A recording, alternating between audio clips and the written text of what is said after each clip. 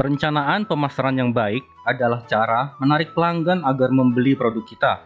Mari kita belajar bersama mengenai proses pemasaran dan cara menentukan target pasar.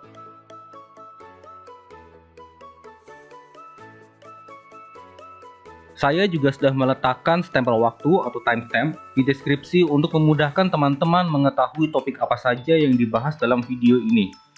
Silahkan siapkan alat tulis untuk mencatat materi yang video ini sampaikan, dan sukai atau simpan video ini jika perlu untuk mengulang materi di masa mendatang. Selamat belajar!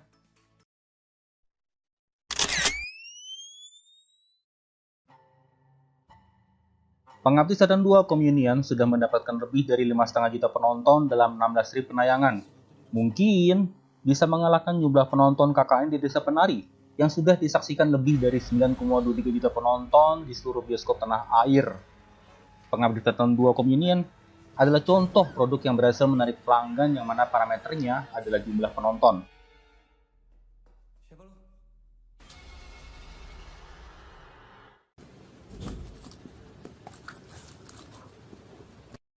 Martabak Betamor adalah bagian dari Gor Martabak Siliwangi di Semarang. Martabak Siliwangi sudah eksis sejak tahun 1964, yang berarti sudah sekitar 28 tahun berdiri.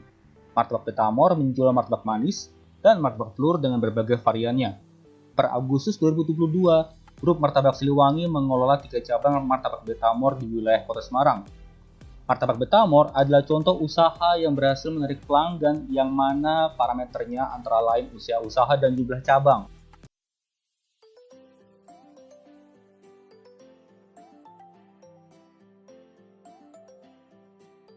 Pengabdi Setan 2 Communion, jika kita analisis dari penjualan tiket yang sudah mereka peroleh, dan kemudian juga kita menganalisis Martabak Betamor dari jumlah gerai dan usia usaha, kita bisa membuat kesimpulan awal bahwa kedua produk ini sudah melakukan perencanaan pemasaran produk.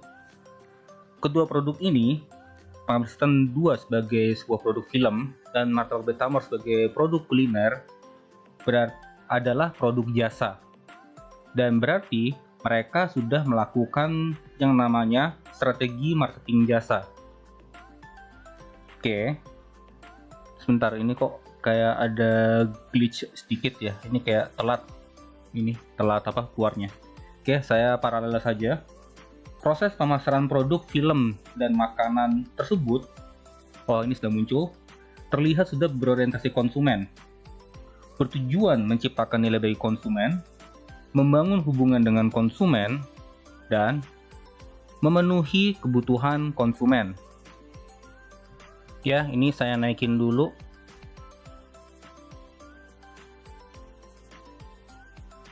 Nah, Pengabdi Setan 2 Communion dan Martabak Betamor tidak berusaha menjual produk kepada semua orang.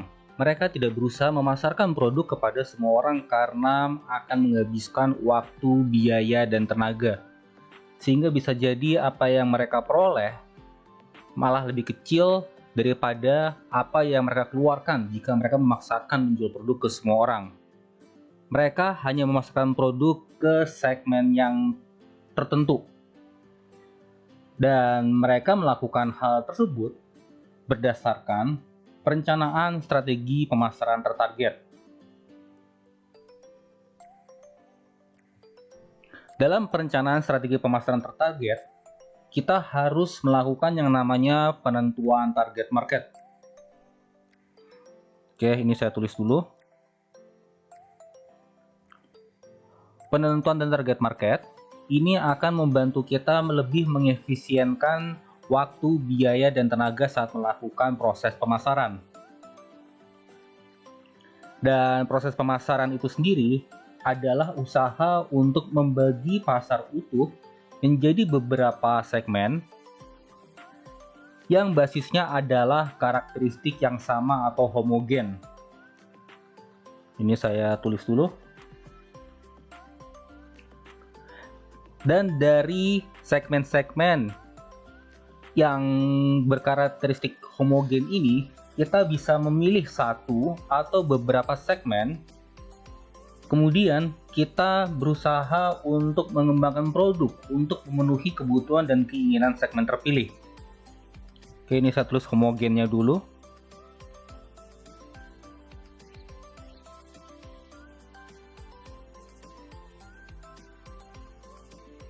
Sekalian saya naikin.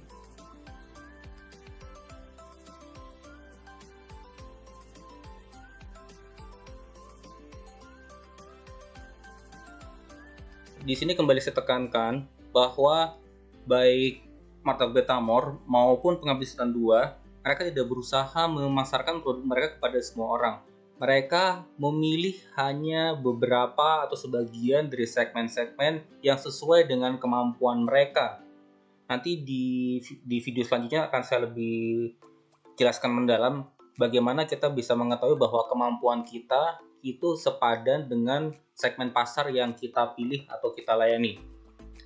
Nah, di sini saya menggunakan warna tinta yang berbeda bahwa saat kita sudah memilih salah satu atau beberapa segmen untuk kita layani, kita kemudian mengembangkan atau membuat produk untuk segmen terpilih. Setelah video ini, saya akan memberikan ilustrasi dalam konteks UMKM untuk membantu memudahkan pemahaman kita bersama. Di sini saya memberikan ilustrasi Mas Adi yang bertempat tinggal di wilayah Sleman, Yogyakarta. Dan Mas Adi akan memberikan kita ilustrasi awal mengenai langkah-langkah proses pemasaran. Ceritanya di sini Mas Adi sebagai pengusaha mikro, dia memulai dari idealisme dan dia ingin menjual produk air kelapa muda. Alasan dia memilih produk kelapa muda karena dia menyukai air kelapa muda. Dan dia berasumsi bahwa orang-orang juga menyukai air kelapa muda seperti dirinya. Di sini kita bisa mengambil asumsi awal bahwa Mas Adi memulai bisnis mikro berbasis idealisme dan bukan realitas. Di sini juga yang biasa terjadi pada usaha mikro secara umum di Indonesia, minimal berbasis pengetahuan saya bahwa banyak yang memulai dari basis idealisme dan bukan basis realitas.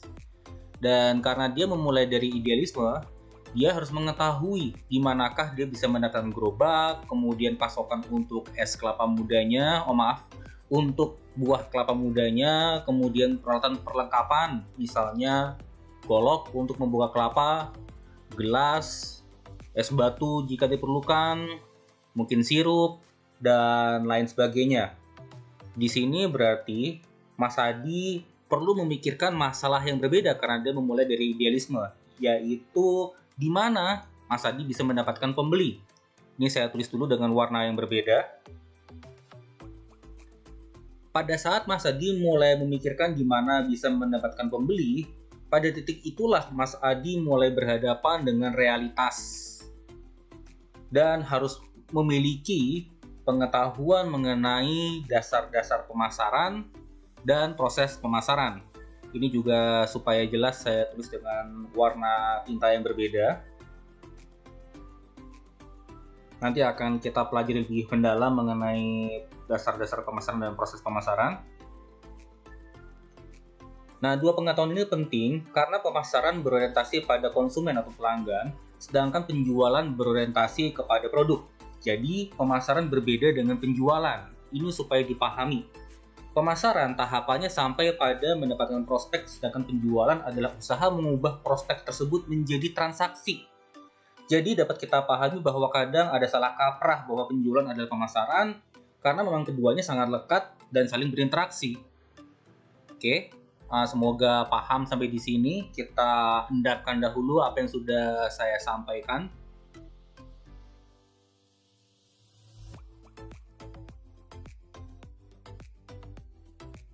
Baik, mari kembali ke kasus Mas Adi yang sekarang harus mendapatkan konsumen untuk produk air kelapa muda yang dia pasarkan.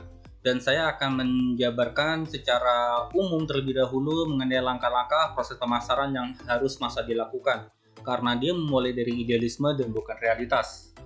Berarti di sini, agar Mas Adi bisa memasarkan produk yang sudah terlanjur dia mulai berbasis idealisme, dia harus melihat pasar utuh dahulu.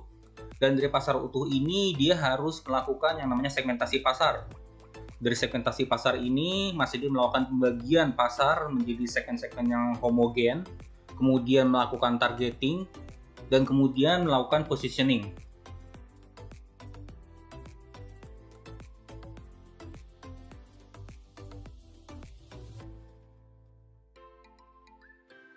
Pasar utuh, oke, ini saya tulis dulu.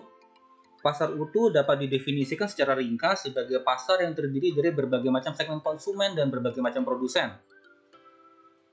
Dalam pasar utuh, para penjual dan pembeli dari berbagai latar belakang bertemu dan berinteraksi untuk menciptakan transaksi, baik secara langsung atau dengan perantara.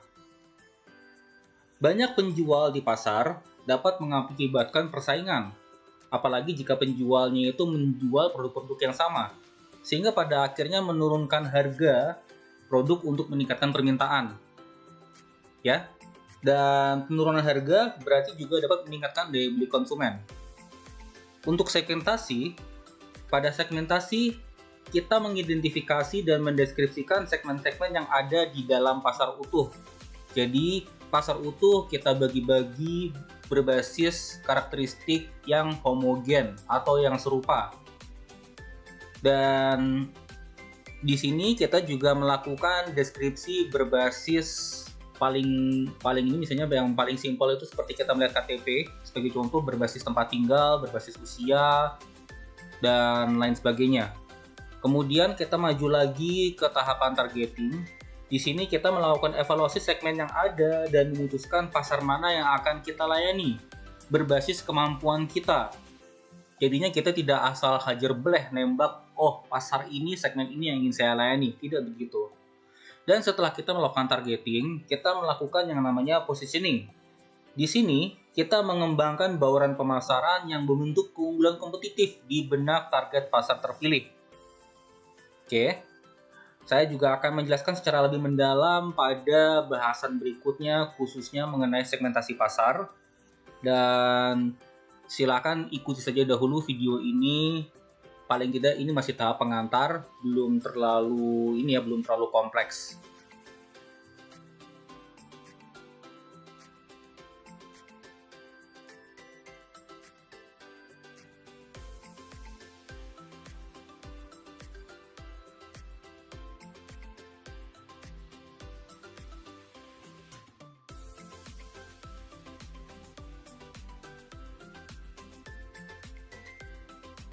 Baik, sekarang kita memasuki bahasan 2, yaitu segmentasi pasar. Ingat, segmentasi pasar adalah usaha membagi pasar utuh menjadi pasar yang lebih kecil dengan karakteristik yang sama atau homogen, seperti misalnya usia, jenis kelamin, tingkat pendapatan, dan gaya hidup. Nanti saya akan menulis belakangan. Di sini saya akan memberikan ilustrasi kotak. Kalau kotak ini kita anggap sebagai pasar yang utuh, yang kita kemudian bagi menjadi segmen-segmen yang homogen yang saya gambarkan dengan warna. Di sini jadinya kotak putihnya itu adalah pasar utuh, dan kemudian segitiga-segitiga dengan warna yang berbeda adalah segmen-segmen dengan karakteristik yang sama atau homogen. Oke, ini saya selesaikan dahulu gambarnya.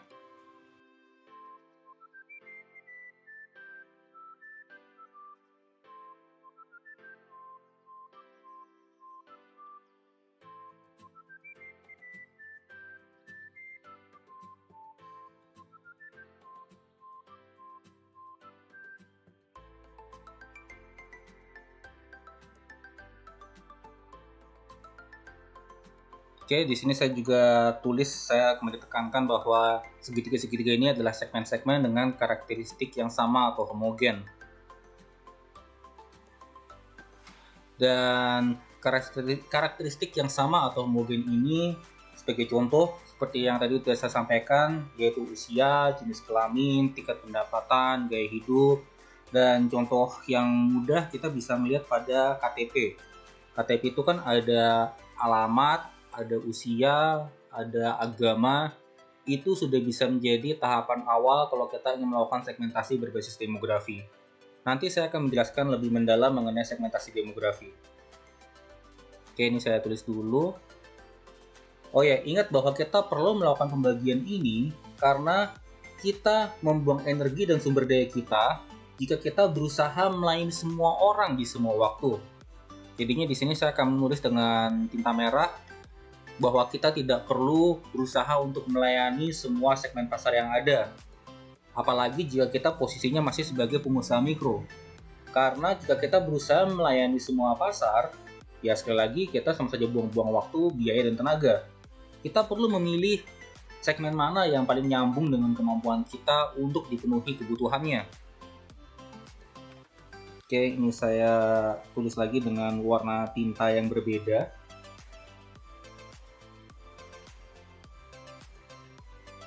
Bahwa kita juga harus memikirkan energi dan sumber daya yang kita miliki saat kita memilih segmen yang ada.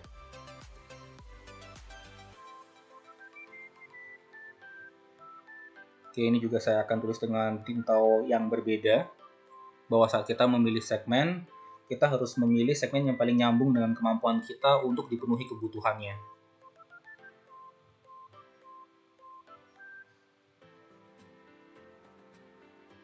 Nah, di sini saya akan menjelaskan lebih lanjut mengenai segmentasi pasar konsumen yang secara umum dapat dibagi 3. Yang pertama adalah segmentasi demografi.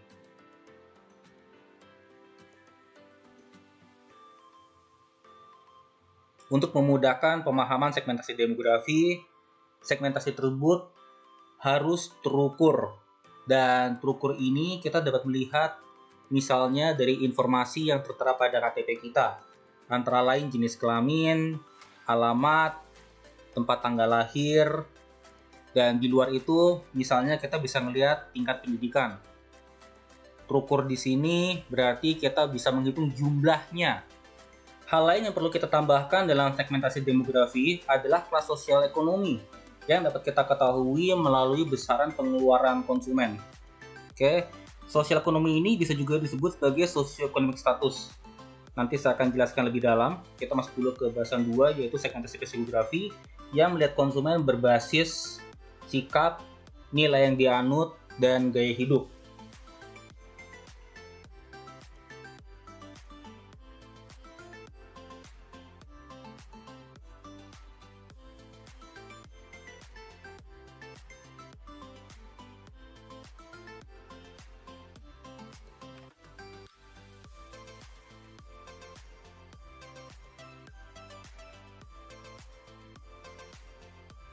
Segmentasi demografi itu berguna, tetapi belum memberikan cukup informasi sehingga menjadi segmen yang bermanfaat bagi kita sebagai produsen. Sebagai contoh, kita mengetahui bahwa seseorang butuh baju, tetapi kita belum mengetahui apakah orang tersebut lebih memilih baju dengan citra kasual atau citra sporty. Disinilah peran segmentasi psikografi. Dan ini saya juga akan menjelaskan lebih lanjut bahwa sumber daya yang dimiliki konsumen juga berpengaruh kepada pemilihan dan pemilahan segmentasi psikografi seorang konsumen. Semakin tinggi sumber daya yang dimiliki konsumen, semakin tinggi pula inovasi yang bisa dia lakukan. Semakin rendah sumber dayanya, ya berarti lebih rendah juga inovasinya. Sumber daya di sini secara mudahnya kita ngelihat adalah uang yang dimiliki oleh konsumen. Baik, sekarang kita mulai membahas segmentasi perilaku. Ini saya menggunakan warna yang sama saja dengan demografi dan psikografi. Nah, dalam segmentasi perilaku, seorang konsumen dapat mengonsumsi produk yang sama untuk alasan yang berbeda, di waktu yang berbeda, dengan kuantitas yang berbeda. Jadi, sebagai pelengkap segmentasi demografi dan psikografi, ada gunanya kita mengetahui bagaimana perilaku aktual seorang konsumen terhadap sebuah produk. Inilah fungsi segmentasi perilaku. Segmentasi perilaku adalah teknik yang membagi konsumen menjadi segmen-segmen berdasarkan bagaimana mereka bertindak terhadap produk, merasakan produk, atau mengonsumsi suatu produk. Segmentasi perilaku dapat dibagi menjadi perilaku pembelian. Misalnya, apakah seorang konsumen mengutamakan insentif atau tidak, waktu pembelian, dan jumlah pembelian. Nah, di bahasan berikut mengenai targeting, kita akan belajar lebih mendalam lagi apa yang perlu kita pahami, apa yang perlu kita evaluasi saat kita mencoba memilih segmen pasar yang akan kita penuhi kebutuhannya.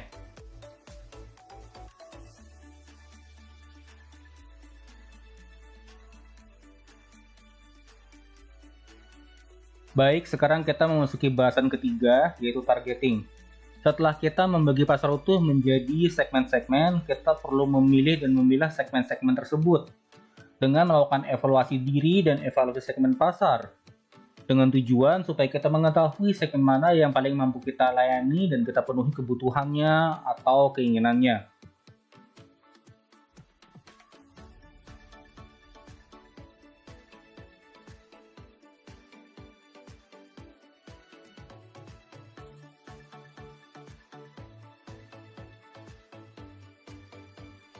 Di sini saya akan melakukan evaluasi dengan menggunakan parameter TASDAT. Dan saya akan menjelaskan lebih lanjut apa yang saya maksud dengan parameter TASDAT. Yang pertama yaitu terukur atau measurable. Ukuran, profil, dan daya beli segmen pasar harus terukur, yang datanya bisa kita dapatkan dari data primer atau data sekunder. Profil dan data segmen pasar terukur memberi masukan yang diperlukan kepada marketer atau kepada seorang pengusaha mengenai cara menjalankan kampanye pemasaran. Akan sulit untuk membuat promosi untuk segmen pasar yang memiliki sedikit atau bahkan tidak ada data konsumen yang terukur. Maka, pastikan bahwa ada pasar untuk jenis produk atau layanan yang ingin kita berikan kepada konsumen. Tentukan juga berapa banyak konsumen yang ada di segmen pasar tersebut. Baik, sekarang kita masuk ke A dari TASDAT, yaitu aksesibilitas.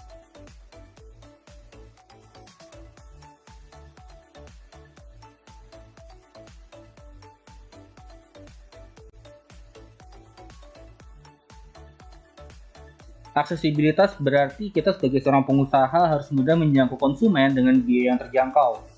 Akan sangat boros bagi kita sebagai seorang pengusaha atau seorang marketer, misalnya seperti Mas Adi bertempat tinggal di Sleman, namun misalnya pula konsumennya bertempat tinggal di Merauke.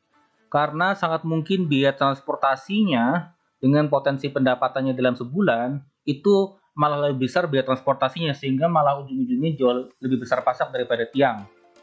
Aksesibilitas di sini membantu kita menentukan bagaimana promosi tertentu dapat menjangkau konsumen dan bagaimana membuat promosi lebih menguntungkan. Sekarang kita masuk ke S dari TASDAT, yaitu substansial. Kita perlu memastikan bahwa pasar yang ingin ditembus berjumlah besar. Kita perlu mendefinisikan profil konsumen dengan jelas dengan mengumpulkan data tentang usia, jenis kelamin, pekerjaan, status sosial ekonomi, dan daya beli mereka. Dan ini bisa kita lakukan dengan observasi lapangan terlebih dahulu. Tidak masuk akal untuk mencoba menjangkau jumlah konsumen yang sedikit, yang berarti kita hanya membuang-buang sumber daya dan jelas tidak menguntungkan. Contohnya di sini, misalnya dalam yang kita layani berdasarkan observasi lapangan, potensi pembeliannya maksimal sebulan misalnya ya 5 juta. Sementara biaya yang kita keluarkan 6 juta. Berarti di sini kan kita malah minus 1 juta. Berarti di sini pasarnya tidak substansial. Sekarang kita masuk ke bahasan D dari TASDAT, yaitu dapat dibedakan.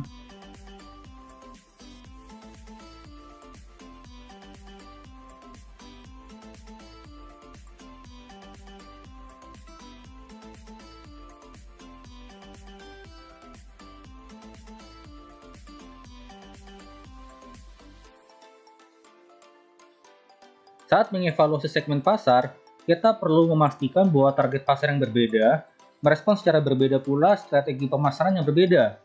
Jika kita hanya menargetkan satu segmen, mungkin tidak menjadi masalah.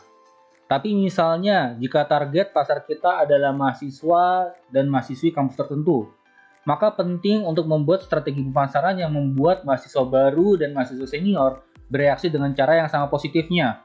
Proses ini memastikan bahwa kita sebagai seorang pengusaha menciptakan strategi yang lebih efisien dan hemat biaya. Sebagai contoh dengan kasus mahasiswa dan mahasiswi tadi, misalnya ya, untuk mahasiswa yang sudah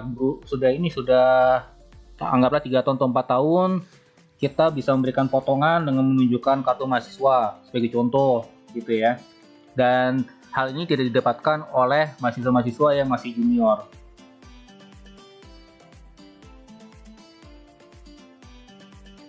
Sekarang kita masuk ke bahasan D yang terakhir dari TaskDat, yaitu dapat ditindaklanjuti.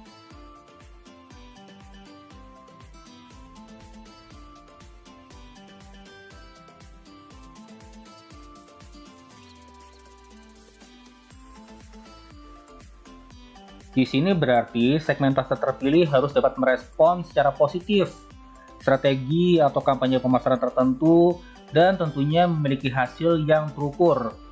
Hasilnya harus mudah kita ukur. Sebagai pengusaha mikro atau misalnya sebagai seorang marketer, penting bagi kita untuk mengidentifikasi jenis strategi pemasaran yang berhasil untuk segmen tertentu. Setelah strategi tersebut teridentifikasi, evaluasi diri kita apakah kita mampu mengeksekusi strategi tersebut. Untuk memudahkan pemahaman, saya akan memberikan gambaran atau ilustrasi berupa corong.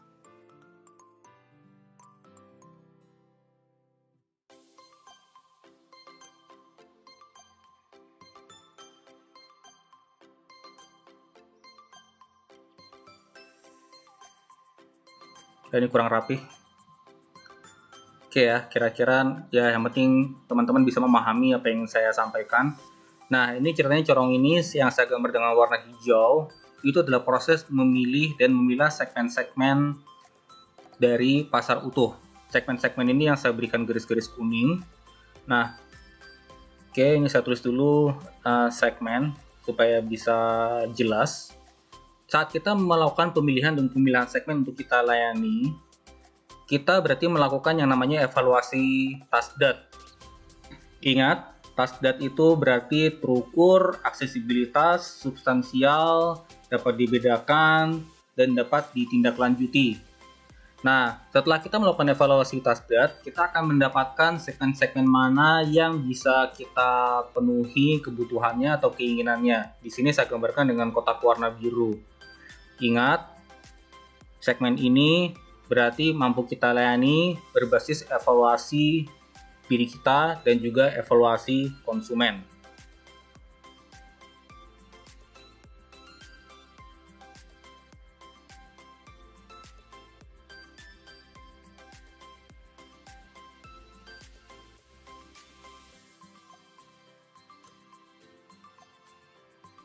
Sekarang kita masuki bahasan 4, yaitu bahasan positioning. Tahap terakhir dalam memilih target pasar adalah positioning. Positioning menentukan posisi produk, barang, atau layanan kita dalam kaitannya dengan pesaing yang menawarkan produk dan layanan serupa di pasar. Positioning kita gunakan untuk memahami apa yang konsumen pikirkan tentang produk kita, apa yang konsumen pikirkan tentang jenama atau merek kita.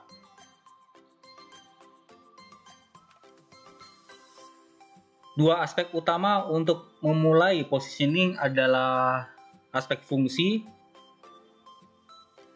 dan kemudian aspek perasaan.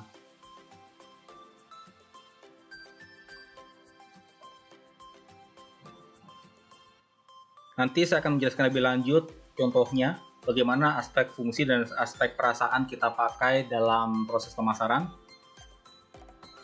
Nah, langkah-langkah positioning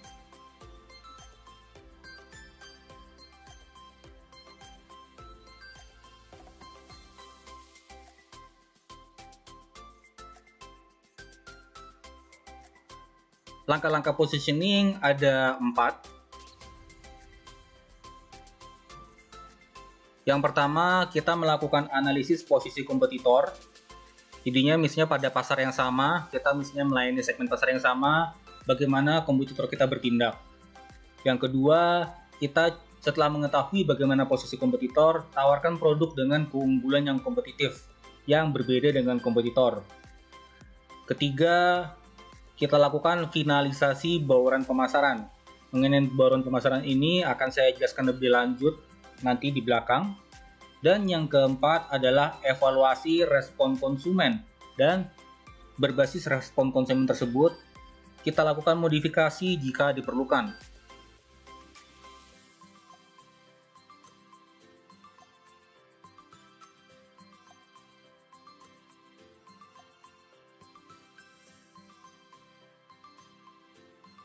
Di sini untuk memudahkan pemahaman, saya akan memasukkan gambaran mengenai sekelompok atau sekumpulan konsumen.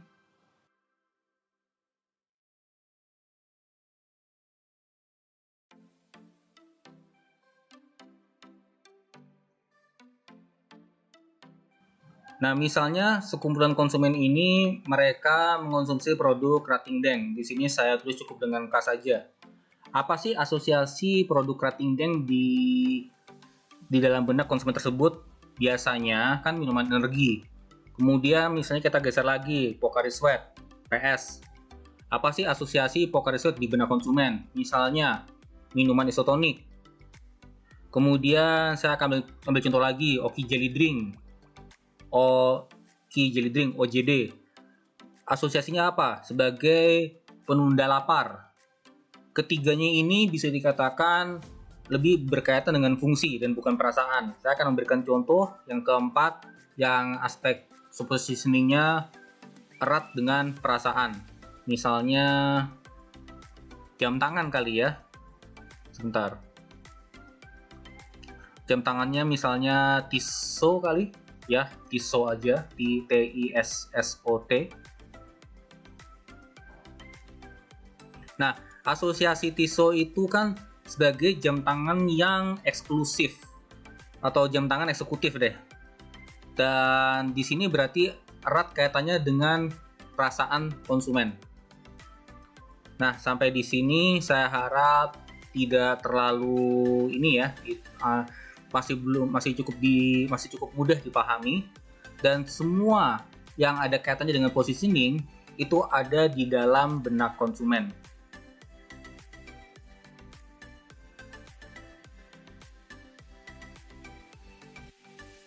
Dan kita berikutnya akan membahas lebih mendalam mengenai bauran pemasaran. Apa yang dimaksud dengan bauran pemasaran atau marketing mix?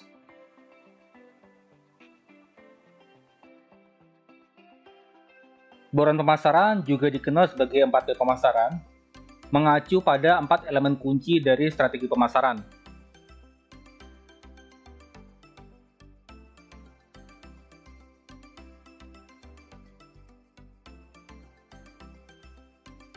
Yaitu produk, harga, tempat, dan promosi.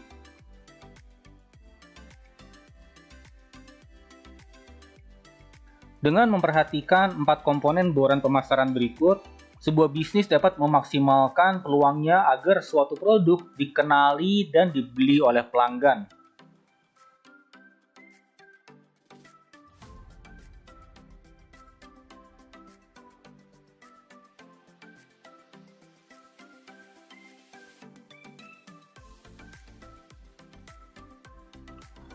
Dari produk, harga, tempat, dan promosi ini, semuanya perlu berbasis atau berorientasi kepada konsumen, karena itulah yang namanya pemasaran.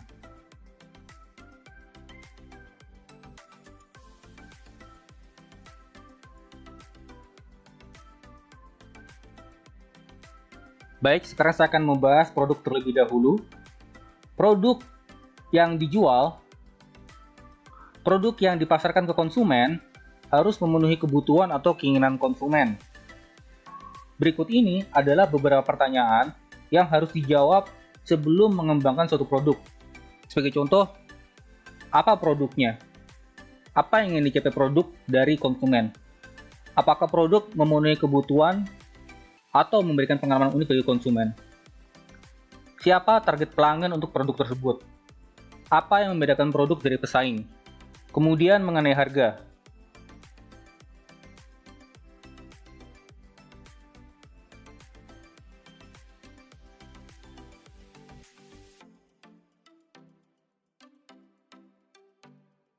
Produk harus dijual dengan harga yang sesuai dengan harapan konsumen, tidak terlalu rendah maupun tidak terlalu tinggi.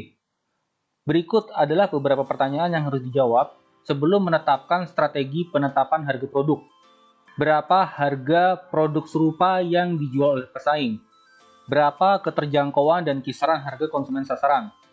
Berapa harga terendah yang dapat dijual produk tersebut? Berapa harga tertinggi yang dapat dijual produk tersebut? Berapa harga yang terlalu tinggi atau terlalu rendah untuk konsumen yang akan kita layani kebutuhannya? Berapa harga yang paling cocok untuk pasar yang akan kita tuju? Kemudian, tempat.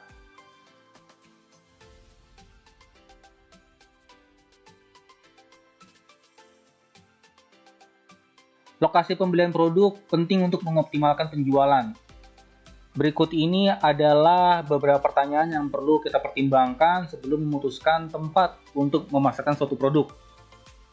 Tempat atau lokasi mana yang sering dikunjungi pembeli untuk produk atau layanan serupa? Misalnya, apakah di kantin, apakah di gerbang sekolah, dan tapi kita juga perlu memikirkan, apakah kalau kita jualan di gerbang sekolah diizinkan oleh sekolah, dan memang semuanya harus dikelompokkan di kantin. Kemudian, di mana sih persaingan yang paling ketat di tempat yang kita akan jualan? Misalnya di dalam kantin, oh ternyata di depan ada juga sesama penjual produk yang sama. Ya mungkin kita lebih baik menjual di belakang kantin.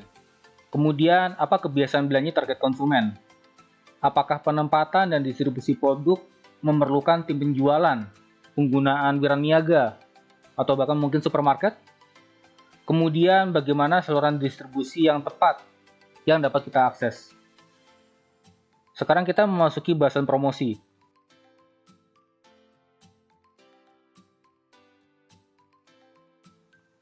Konsumen perlu diinformasikan tentang produk dan fitur-fiturnya untuk memahami bagaimana memenuhi kebutuhan dan keinginan mereka. Berikut ini adalah beberapa pertanyaan yang perlu dipertimbangkan ketika memikirkan strategi promosi. Kapan waktu yang tepat untuk menjangkau target konsumen?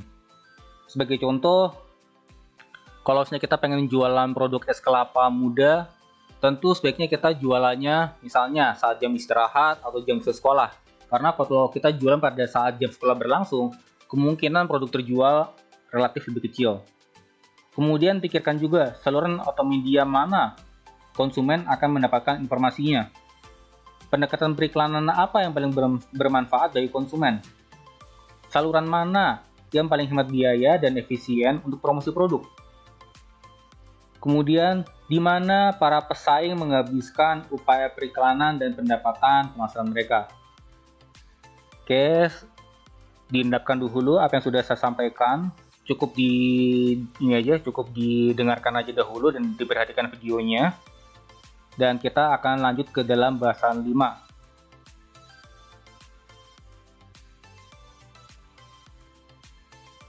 Kita sudah belajar segmentasi, targeting, dan positioning. Sekarang, kita mencoba menerapkan pengetahuan tersebut dalam konteks kasus Mas Adi dan produk air kelapa muda.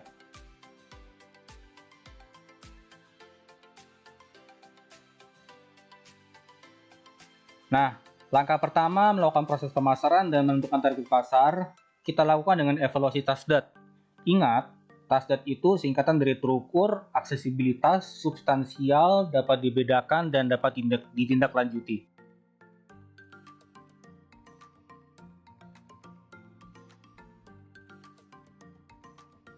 Mas Adi perlu melakukan evaluasi segmen pasar untuk melihat kemampuan dirinya. Sekarang, saya akan kembali mengambil contoh ilustrasi corong untuk memudahkan pemahaman menentukan target pasar.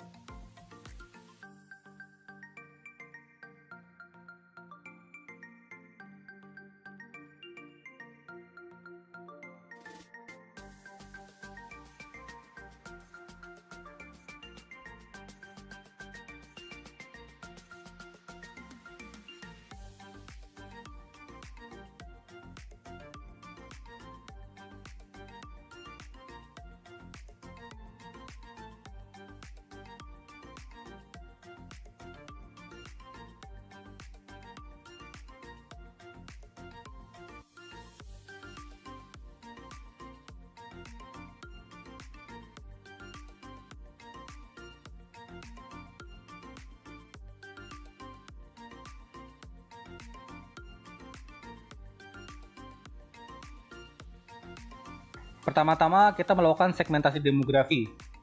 Secara gender tidak ada batasan, ya pria dan wanita.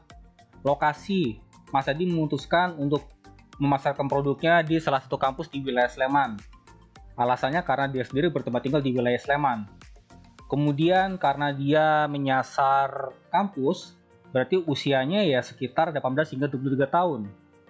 Tingkat pendidikan, ya lulus SMA dan sedang menempuh pendidikan tinggi. Kemudian sosial ekonominya menengah bawah dengan pengeluaran antara 1 hingga 2 juta rupiah per bulan. Ini kita menggunakan permisalan terlebih dahulu untuk memudahkan pemahaman.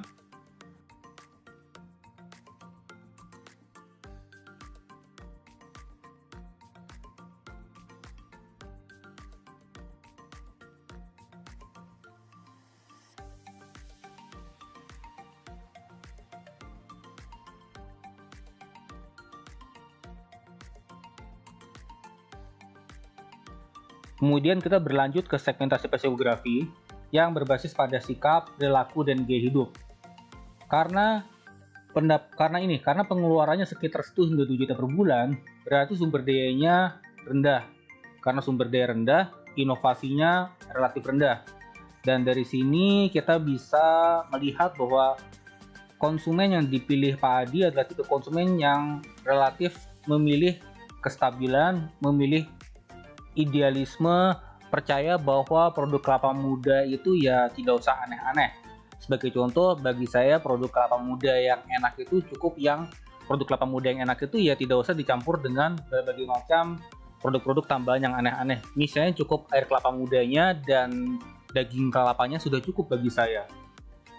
Nah, sekarang kita masuk ke segmentasi perilaku.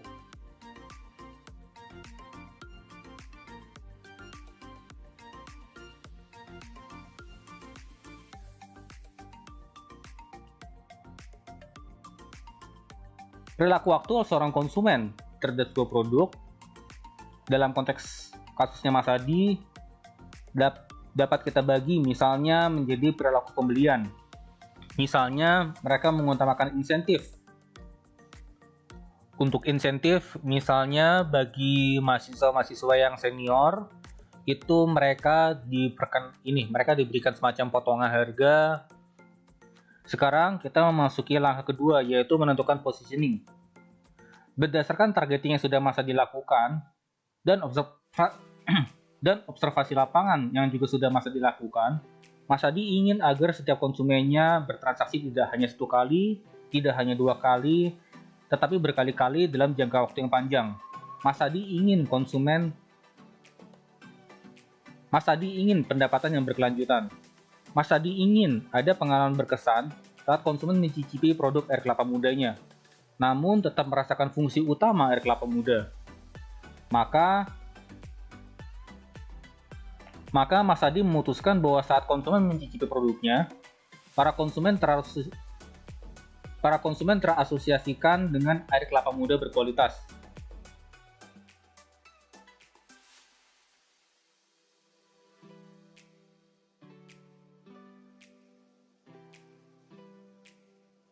Asosiasi air kelapa muda berkualitas ini diperoleh antara lain melalui bauran pemasaran sebagai berikut.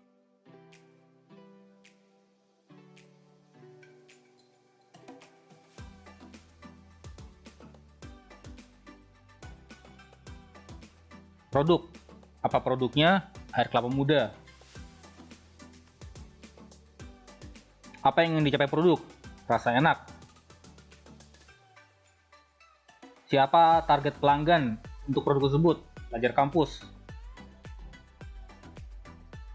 Apa yang membedakan produk dari pesaing? Kualitasnya.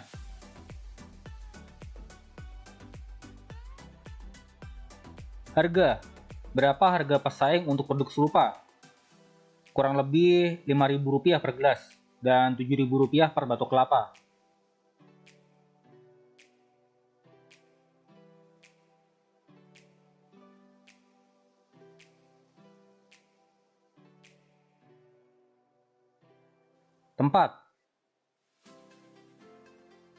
Tempat atau lokasi mana yang sering dikunjungi pembeli untuk produk atau layanan serupa? Ya, kalau selain di dalam kampus, tentunya di luar kampus. Kemudian bagaimana saluran distribusi yang tepat yang mudah diakses konsumen? Ya, tentu saja misalnya di kantin ya, gitu. Kemudian promosi. Konsumen perlu diinformasikan tentang produk dan fitur-fiturnya untuk memahami bagaimana kebutuhan atau keinginan mereka. Berikut ini adalah beberapa pertanyaan yang perlu dipertimbangkan ketika memikirkan strategi promosi. Kapan waktu yang tepat untuk menjangkau konsumen? Jam usai kuliah, jam jeda kuliah, jam makan siang. Semuanya di antara jam 9 hingga jam 15. Dari saluran atau media mana konsumen akan mendapatkan informasinya? Dalam konteks Mas Adi berarti mereka mendapatkan informasi secara langsung. Akhirnya, proses pemasaran dan penentuan target pasar produk air kelapa Mas Adi sudah selesai. Sekarang, Mas Adi tinggal mengeksekusi rencana dan mengevaluasi eksekusi tersebut demi memastikan keberlangsungan usaha mikro penjualan air kelapa muda yang Mas Adi lakukan.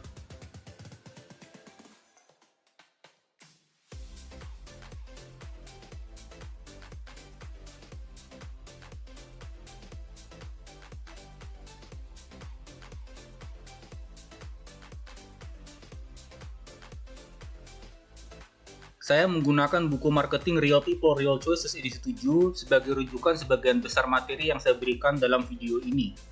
Jadi, materi yang saya sampaikan adalah materi untuk pendidikan tinggi. Namun penyampaiannya saya coba permudah sebisa mungkin sehingga audiens yang menikmati bisa jauh lebih banyak daripada sekedar sivitas akademik ke kampus. Jadi, materi yang saya sampaikan sifatnya adalah komplementer atau pelengkap pendidikan ekonomi dan bisnis yang ada di institusi pendidikan tinggi. Kalau kamu menyukai dan merasakan manfaat dengan belajar bersama video ini, silakan subscribe kanal penujum serta sukai atau simpan video ini jika perlu untuk mengulang materi di masa mendatang. Tolong berikan juga masukan kamu di kolom komentar mengenai hal-hal yang perlu saya perbaiki dari video ini dan silakan isi kuesioner yang ada dalam deskripsi video untuk memberikan masukan yang lebih detail kepada saya.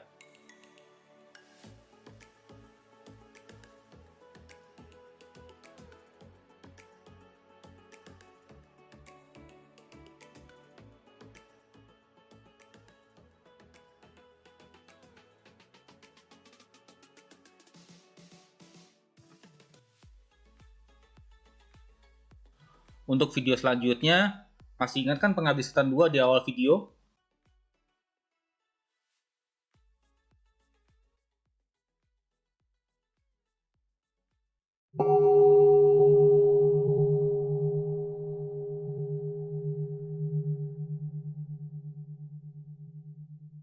Saya melakukan bedah proses pemasaran pengabdi setan 2. Saya pengen tahu kok bisa mendapatkan lebih dari 5 juta penonton dalam 12 hari penayangan.